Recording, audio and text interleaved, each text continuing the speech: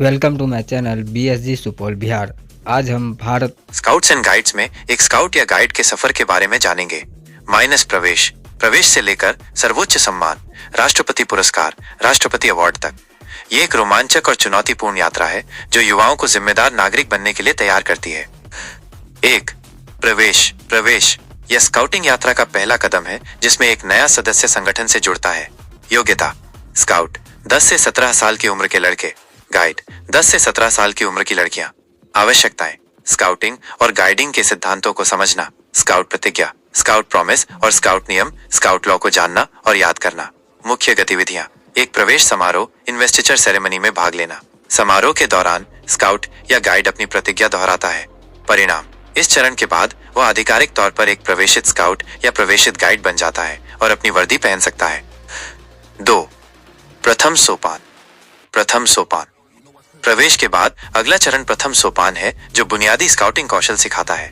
आवश्यकताएं: स्काउट आंदोलन का इतिहास, झंडे और संकेतों के बारे में जानना, शारीरिक व्यायाम और मार्चिंग, मार्चिंग सीखना, गांठें नॉट्स लगाना जैसे रीफ नॉट, शीट बेंड, प्राथमिक चिकित्सा, फर्स्ट एड के बुनियादी नियम सीखना, अपने स्थानीय समुदाय की सेवा करना। अवधि: इसे पूरा करने में 6 से 9 महीने लग सकते हैं। 3. द्वितीय सोपान।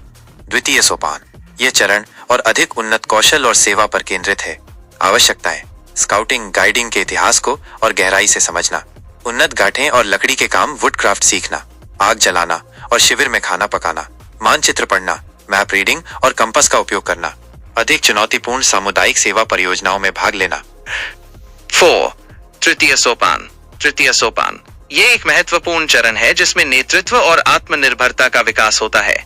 आवश्यकताएं: जंगल के संकेतों, जंगल साइंस और वन्य जीवन के बारे में जानना, लंबी दूरी की यात्रा या हाइकिंग करना, प्रभावी ढंग से संचार करना और अपने साथियों का नेतृत्व करना, विभिन्न सामाजिक और सांस्कृतिक कार्यक्रमों में भाग लेना। 5. राज्य पुरस्कार। राज्य पुरस्कार यह राज्य स्तर का सर्वोच्च सम्मान है। इसे प्राप्त करने के लिए स्काउट गाइड को तृतीय सोपान के सभी मानदंडों को पूरा करना होता है।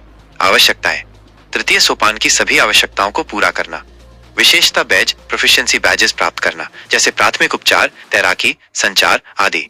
एक राज्य स्तरीय परीक्षा उत्तीर्ण करना जिसमें लिखित और व्यावहारिक दोनों भाग होते हैं। अवार्ड समारोह सफल होने पर उन्हें राज्य के राज्यपाल या मुख्यमंत्री द्वारा राज्य पुरस्कार दिया जाता है। 6.